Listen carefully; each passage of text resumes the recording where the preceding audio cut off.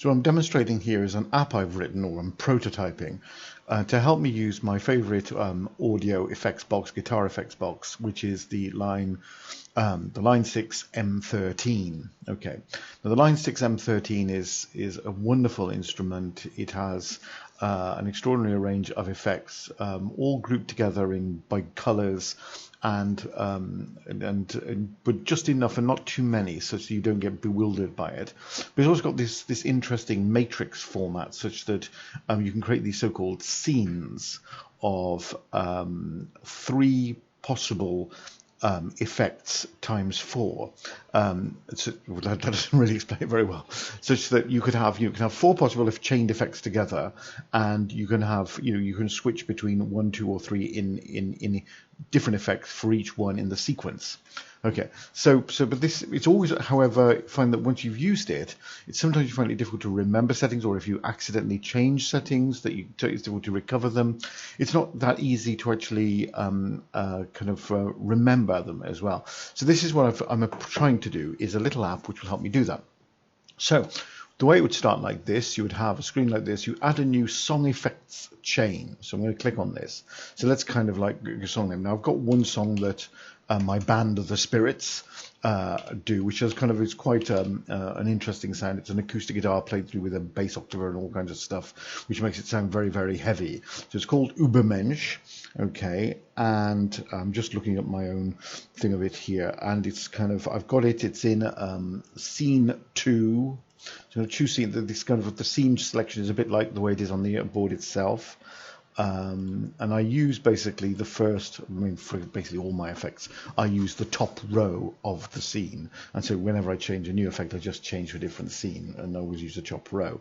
Okay, so anyway, I click on that and that's how it's going to work, etc. But that's, if you like, that's choosing, on the floorboard, which row I'm using, which kind of row and which column per effect. But then you have to know, well, which effects in actual fact. So then you click on the FX button, and for my first effect is going to click on this one. Hang on a minute. So my first effect is going to be overdrive. So I click on this here. So this allows me to choose the effect. So I know it's going to be in the distortion group. And if I scroll down, I've got then overdrive. And then this gives me the various parameters, etc. And I know I've got loads of drive, a bit of bass, a bit of mid or half mid, loads of treble, and then I've got, just kind of completely no kind of wet, no dry signal at all. It's all wet. So click on that, and that's the first one. The second one is these. I'm going to put a bit of reverb in with a 63 spring, and with that one, let me just remember again. So I've got quite a lot of decay. So halfway along, pre-delay, I've got 680 seconds, 600 milliseconds. There's a kind of spelling mistake there. The tone is kind of like right in the middle. And the mix is right in the middle as well. Okay, so maybe the tone has come down a bit. Okay, and then the third one is the bass octaver. Okay, so we go now into the fuzz lot again, click on the bass octaver, and that goes, we go to tone there, I've got the normal massive, and then we're going to have the octave really very substantial. Okay, so we've got all of that, and then finally I'm just going to put it, I always make the fourth effect volume, and so just go to the volume pedal, and this obviously just depends on your setup how you want to do this. I'd use this just to make sure all my effects are relative to the other effects kind of the same volume effect in reality, the song chains anyway. So there's my my thing. So what it tries to do now is make a visualization of the song in terms of, you can tell clearly it's kind of got distortion, there with distortion followed by a bit of reverb, followed by another distortion one, etc. I've got things like settings such that you could maybe have a default user folder for that. So I'm going to click on it as being folder 1. Ubermensch we've currently set as being on folder 2. So if I now click on that, just change that to 1. So it's now kind of like given there, sort of like so that scene 2 with a little kind of symbol there. It's in folder 1. Okay, so now let's kind of try another one. Let's have a look. And I'm going to use another song of ours, which is called Far From Livid London. So I'm going to click here, add another effects chain, Far From Livid London, and the emulator doesn't sort of make a good job of moving it around. But anyway, so then this one is going to be on... this one is going to be in scene 9, okay, and it's going to have again. I'm going to make it the top 4 again, okay, and then click save. Then, having done that, so it's kind of scene 9 in folder 1. Click on the FX. Let's go to the first effect, which is going to be. I'm just checking my notes originally. It's an AC flanger, so I'm going to go into the modulation part. There's my AC flanger, speed up to the top, and maybe width here. Regen, I have no idea what these things actually mean, to be honest. Regen, but I mean, I'm saying manual up like that. Okay, so that's nice. Then we have another 63 spring. Can't do without them. Well, I don't know, I love the Octoverb. I think it's a gorgeous thing with the tails, are just amazing. But this is the more kind of like, you know, multi-purpose kind of thing. This is etc. And then put the mix like that. And then finally my third effect, this one's going to be actually just a volume pedal. So I've got, actually, to be honest, too many effects. We'll go to the sort of go to the volume pedal, and I'm then going to put that in the middle again.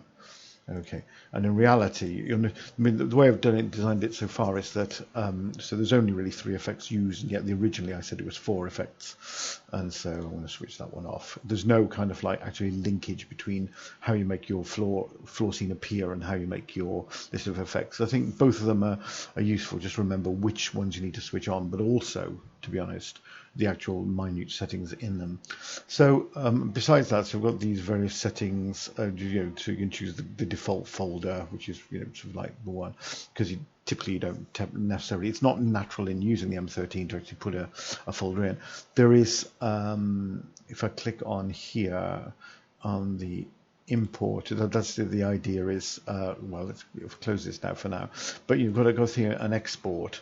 So I mean, I've got it such that you could actually do an FX listing, so which was so there you see there's Ubermensch. I've just printed it out for you. So if you ever need to kind of like say email somebody, if you just click on the copy to clipboard, then it'll copy it. Then you can just open up an email and say these are all the settings. The other export, however, suppose you wanted to put it onto a new phone, for example, if you click on JSON, because that's a really very kind of computerized kind of representation of it, and if you click on copy to clipboard there, then that would then put it in such a way that you could then import it on, you could then send it to somebody else and they could import this into their kind of app like this. And then so then you've got your import, and then so I could just put the JSON data into it, etc. So anyway, that's that. So just the few other things that you want to, for example, you want to sort. You might, this is kind of like I've only got 2 songs in here, but I might want to sort by name. So if I do it by name, then far becomes you. I want to sort by the scene it's in, or I might want to do it by the folder it's in. At the moment, they're all in the same folder. Let me just edit one of them. So I'll put Ubermensch into a different folder. Let's say go into folder 2. Okay, and click save. And now if I click on show everything in folder 1, you see Far From Livid London. For show folder 2, there you see Ubermensch. If I now kind of go to show all, and then I sort by folder. You can see there's 1 or 2. If I sort by scene, oh, it's the same, to be honest. Sort by name, it's also the same. If it's all sort by date, then it turns around because Ubermensch is the one we added first. Okay, so that's my idea. I'm putting this up here as kind of just to check, get any feedback from anybody, what they might think. And also if line 6 would approve of it, because if line 6 approve of it, I'd be happy to actually then pull it onto the App Store, and then people can use it. I know how to do this in kind of Android. I don't know how to do it in iOS, but I could easily find out. Okay, and underneath in the notes, I'm going to put some links to the videos where you can actually hear the sounds of the guitars produced by these settings.